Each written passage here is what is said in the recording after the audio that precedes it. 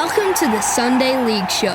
I'm your humble host and expat, Nico Potocznik, joined by my assistants, co-host, and dad, Billy Potocznik. This is a show where we talk all things football.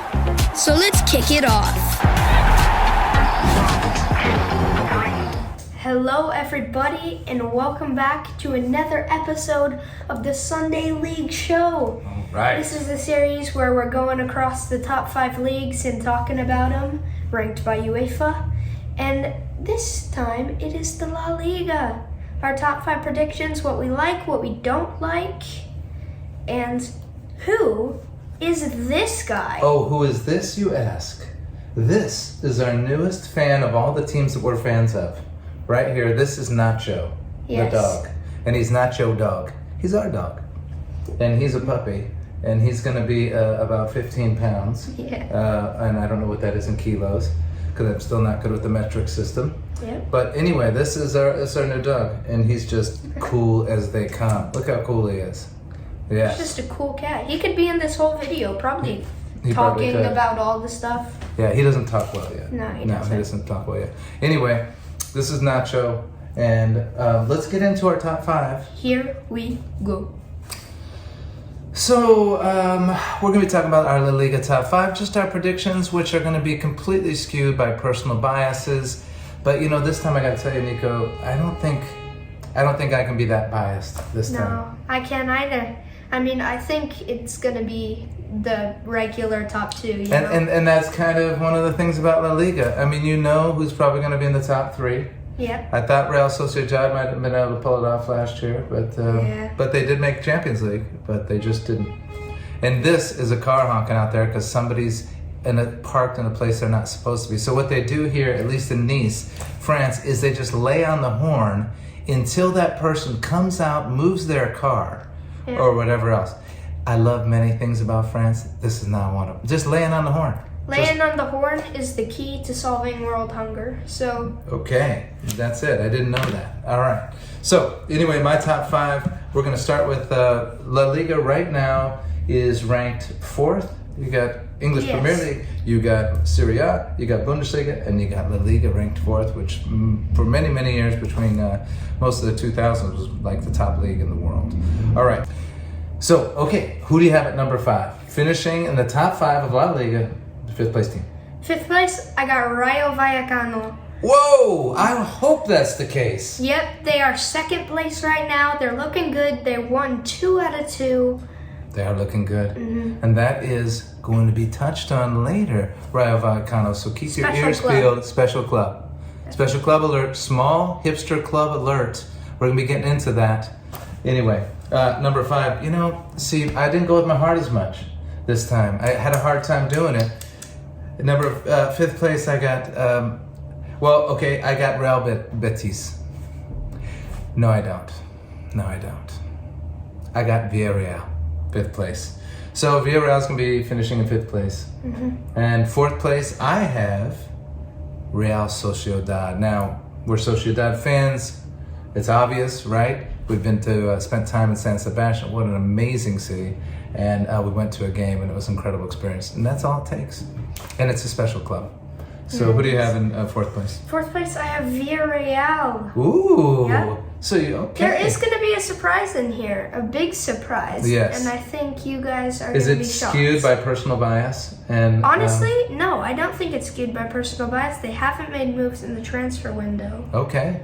So my 3rd place is Real Sociedad. Yes, Atletico Madrid isn't making top 5. Whoa! Wow! Because in 3rd place, I have Atletico Madrid.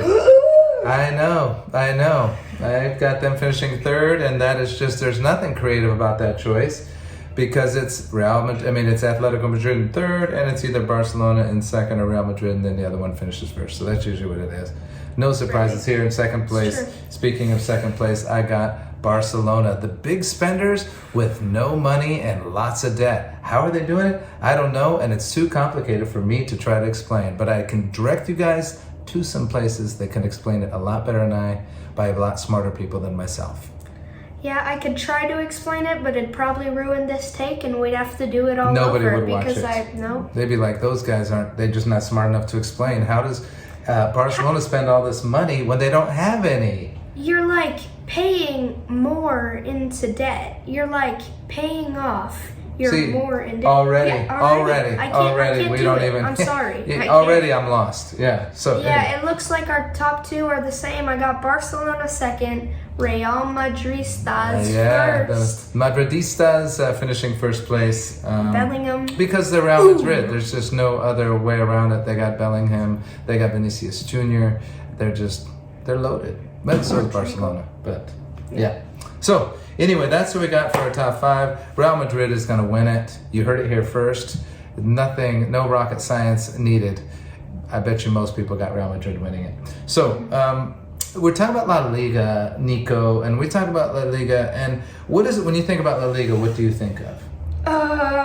Prime Barcelona. Yeah. I mean, the Guardiola years, Messi years.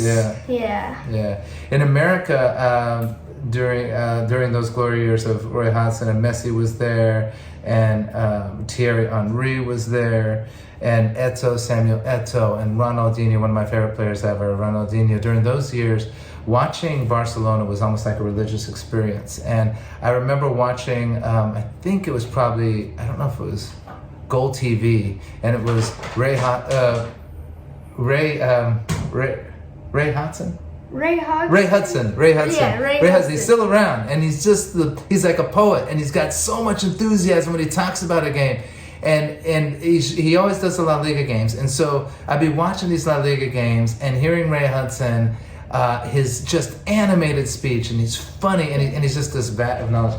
And I wish we had more of him out here. We're gonna find a way to get him out here to listen to him, because we'd watch those Barcelona games during those years when they were playing the perfect tiki-taka football, and they were a club to be so proud of, because all these players were coming through La Masia, through the academy, and they'd buy players, but only buy the right players, only the certain players to fill in, and not take away from that feeling of what it meant to be a Barcelona player. That's all changed now, and that's all completely down I'll the work drain. on getting Ray Hudson on this podcast. Yes, let's do it. Let's do it. I mean, he would run circles around us. I feel like all of a sudden I don't even speak the English language with that guy, because he is a poet and a comedian. Peter Drury, he's one of my favorites too. Peter Drury. Yeah, he's good.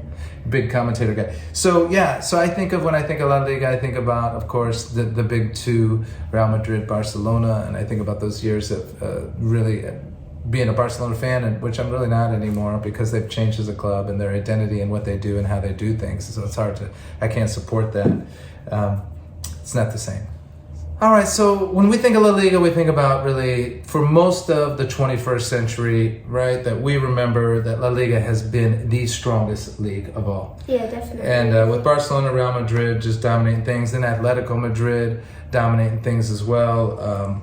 We think about them as the strongest league. Who are the other clubs? Well, the other clubs that have actually won La Liga, besides those three, Bilbao has won 8 times since the La Liga's creation in 1929.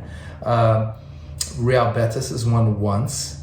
Real Sociedad has won twice. Sevilla has won once. Valencia has won 6 times, and Deportivo de La Coruña has won once. That's really interesting. That is kind of interesting. A pretty dominant league, and their trophy cabinet shows it. The whole league's trophy cabinet. Yeah. I look over to your notes. What do you have there? Well, you got UEFA Champions League, UEFA Champion, most UEFA Champions Leagues 19, Europa Leagues 14, Super Cup 16, FIFA Club World Cups 8, Ballon d'Or winners 24, Best FIFA Man of the Year 19, UEFA Men's Player of the Year 12, and 22 of the last 60 years. Up to 2019, it was the top. La Liga was had the top ranked club in UEFA. Usually probably Barcelona or Real Madrid, depending on when that was. If it was during the 1980s, it was probably Athletic Bilbao or Real Sociedad. Did you know that the Basque teams dominated the 80s? Really? Yeah. What? Basque teams dominated the 80s. And then Barcelona won the first La Liga championship. And there's a lot of regional rivalry, and there's history because of the Franco years. And what I found really interesting is that Real Madrid does get lumped in kind of unfairly to being the club of the establishment, kind of being Franco's club. But I want to shed a little light on that. Real Madrid was used as a political tool by Franco, but all Real Madrid fans, and I'm not a Real Madrid fan, are not like backers of Franco, and they never were. In fact, the purple stripe in Real Madrid's logo is a little. It's now blue, but is it now blue? Yeah, it's now blue, but I think. Did they change it to blue? I do. Okay, I think it's kind of a purple. What's that stand for? Well, anyway, that stands for kind of an act of rebellion. It was a throwback to the. It was kind of an ode to the Spanish Republican Party that got overthrown by Franco, and the kind of the monarchy before that. So it was kind of a shout out to that regime, and it's because Real Madrid did not support the Franco regime, but then when they came into power, Franco used Real Madrid because they were so good and used basically any sporting tool he could to prop up the government, and so often that was Real Madrid because they were the best team in the world most of the time, and so they used that. Anything else? Well, there's one thing also I wanted to read about Real Madrid, and this comes from the website, amateur sport website, and it's really interesting. Got a lot of stuff. Yeah, credit to them. So before the Civil War, Real Madrid sympathized with the left, with the anti-fascist forces, to break with previous symbolism and from the monarchy. It removed the crown of the shield and put a purple diagonal stripe in honor of the tricolor. On 14th of April 1931, it changed its name and became known as Madrid Football Club. With the advent of the Franco dictatorship in Spain in 1939, the crown was restored in the shield and the name of Real was put back. A small detail was forgotten. The purple diagonal stripe crossing the shield was not suppressed and continued until today. In 2011, to celebrate 75 years of resistance in Madrid to Franco, a group of fans aimed to create the first Republican rock called the Purple Band on 7th of November. So I think that's pretty interesting. That really sheds some light on, a part of Real Madrid that maybe we don't know about. Because what gets lost when you're a team like Real Madrid is just everything gets lost in the winning and the fact that you're this big club that everybody all over the world loves. And a lot of people just start loving them because they win, which is kind of silly. It's kind of superficial, but it's the way it is in life. And that's what gets lost is some of the interesting parts of a club and their history gets lost in just the fact that, it's Real Madrid. They're the great and powerful Real Madrid. But there's some interesting things there. That's super interesting because usually when I think of Real Madrid, I think of what was it called when they had all those players? What was it called again? Galacticos. The Galacticos and a bunch of money. And we don't know where that's coming from, but right now, as of now, it's coming from a fine place. Standards for the Super League. Yeah. They stood up for that. They're still standing up for that. Standing up for what? Yeah, they haven't pulled out of it. No, Barcelona, Juventus, and Real Madrid still have not pulled out of it. That's the other reason why those clubs are canceled. To me, I can't root for those clubs. They're still trying to push for the Super League, this elite league where it's not based on merit, and it's a party that not every club can get into, and it would, in my mind, it would ruin football. Of course, football always goes on because the sport is the sport, but it would ruin the league as we know it. The interesting parts are all the other clubs. All their stories. These big clubs are not the only interesting clubs and the only interesting stories. Just because they win, there's more to football and the beautiful game than just being a club that wins. Yeah. That is just boring. If that's the only thing you think about is winning, that's it, then that's pretty boring. Because there's so much more what these clubs stand for, clubs that were part of overturning governments and overthrowing injustice, and also clubs that actually stuck up for faulty regimes and corrupt power and stuff like that. Yeah. So there's a lot of stories there, and if you're just thinking about what clubs win and lose and not thinking about where they come from, what their history is, not quite as interesting. So, in my opinion at least. So, what are some of the most interesting clubs to you, Nico, in La Liga? Well, to me, of course, I like Real Sociedad, but I'm going to touch on a different club. I like the story of Rayo Vallecano. Yes, the little club from Madrid. I don't know when. It's not a thing anymore, but they created a little small soccer team in the U.S. No, it's defunct. Yes, It lasted 1 year. Yeah. OKC, Rayo OKC. Yeah, Rayo In the OKC. NASL. Not a thing anymore. It lasted 1 year, one season. I don't even know if they played a game, but it seemed cool in theory, didn't it? Mm-hmm. It really did. I mean, maybe they picked the wrong place, maybe they picked the wrong league. I know the NASL has really struggled. The modern version of it has definitely struggled. Speaking of Rayo Vallecano, there's a book out called Working Class Heroes, the story of Rayo Vallecano, Madrid's Forgotten Team, by Robbie Dunn. You can get that on Amazon, guys. It looks like a riveting book. We're going to order it. I'm going to read it. And it is the story of, Rayo Vallecano was always a team, a little Madrid club that kind of stood up for the workers and stood against fascism, the fascism of the Franco regime and everything else. Absolutely. So that stuff to me is really interesting. That's how soccer explains the world type stuff. You guys know that book. Amazing soccer book. And if you don't even have to be a soccer fan, a football fan to enjoy that book. It's just fascinating. Really? Yeah. Oh yeah, it's so good. You haven't read it yet? No. Okay, that'll be a child duty in this house, along with cleaning the dishes and taking out the trash and recycling. Yeah, You're going to have to read how soccer explains the world. All right, and who are your favorite players? Maybe your favorite player in... Well, of course, you have Lewandowski, players like Frankie de Jong, Rafinha, the newer boys. Yeah. But you also have Vinicius Jr., who is also a new boy, and he is my favorite player. In the More than Bellingham. More than Bellingham. He's great. I love Bellingham as Dortmund fans. We got to see him grow up. Yeah. But I want to talk about Vinicius, and that leads me into my thing. Racism in La Liga. And I want to take out a few points here. Vinny Jr. versus Valencia, yeah?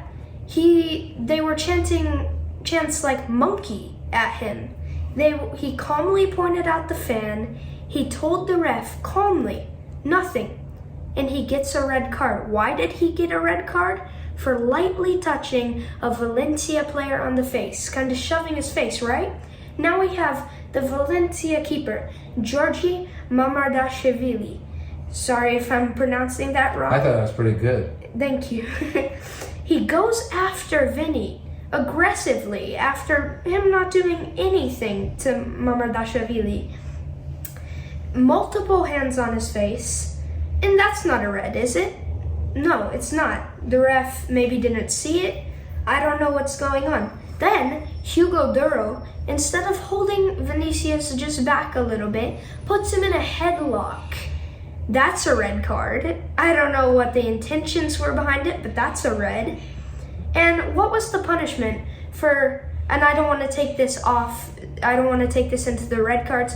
I want more of the focus to be on the Valencia fans for the punishment only being a $45,000 fine. That's ridiculous. $45,000 fine for... That'd be maybe good if you did that to the fan. But no, you're doing that to the club.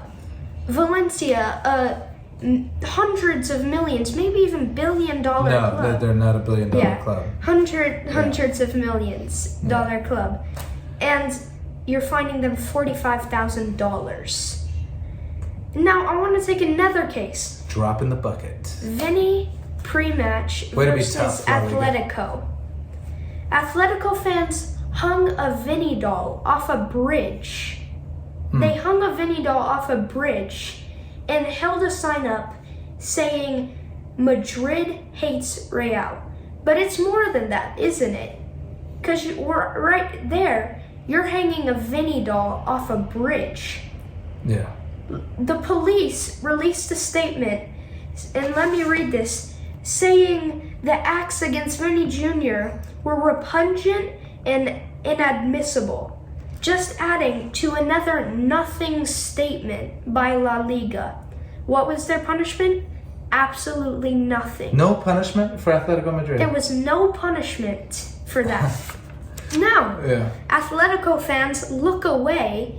Levante's Papa Kui Diop. In 2014, again, and it hurts to say again, Atletico Madrid fans chanted "monkey" at Diop. They impersonated a monkey. They danced like a monkey at him, calling him monkey.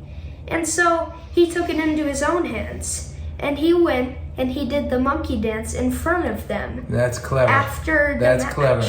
Yeah. Then they started getting mad. Put that in your pipe and smoke it, Madrid fans. Then they started getting mad. Oh, they couldn't take it. And after the match, UEFA tells La Liga to crack down on the racism going on. After that, making it 300 plus counts of racism in the league of La Liga. What did they do? Nothing. They didn't do anything. UEFA didn't do anything? No one did anything? UEFA did nothing. La Liga did nothing. Now I want to look at La Liga's rules around racism. And this one's alright. Yeah. Ability to stop ongoing matches if racism occurs. Wow. You think I'm going to keep reading? Mean? You think I'm going to keep reading? That's the only rule they've put in place. On racism? On racism. It's ridiculous. And it's obviously a problem. And here's La Liga's disgraceful statement, in which they stated many cases of racism. And that's it. That's all they did. In which they stated many cases of racism?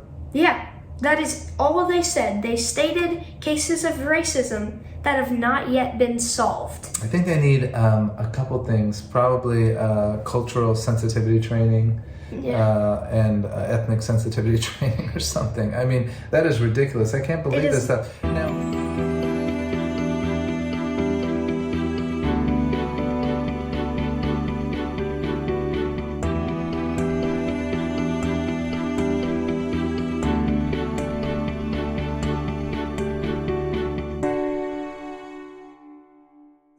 Now, what do you think? If you are the head of UEFA, which I like the head of UEFA in many ways. He's done some good things too, and he seems to be a strong character.